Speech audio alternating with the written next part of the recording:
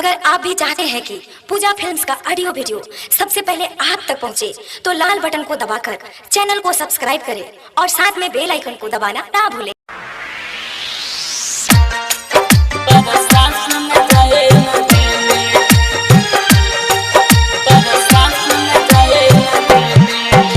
खेसारी भैया के शो में प्रशासन जाए न देले। खेसारी भैया के शो में प्रशासन जाए न देले। खेसारी भैया के शो में प्रशासन जाए न देले। खेसारी भैया के शो में प्रशासन जाए न देले। उनका से मिले खातिर पब्लिक के कमीशन देले। खेसारी भैया के शो में प्रशासन जाए न देले।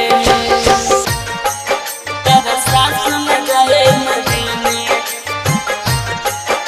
खेसारी भैया के शो में प्रशासन जाए न देले।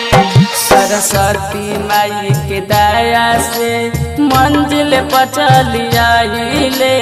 रउए लगन से मिले खातिर नेपाल में आइले। सरस्वती माई के दया से मंजिल पर चली गइले। रउए लगन से मिले खातिर नेपाल में चली आइले। चार गो गाड़ी नाल डाल के लोगवा जराई देले। खेसारी भैया के शो में प्रशासन जाए न देले। प्रशासन जाए न देले।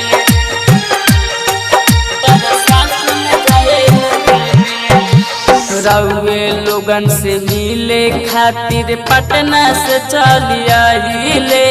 1.5 करोड़ के नुकसान भइल, भैया पछताइले।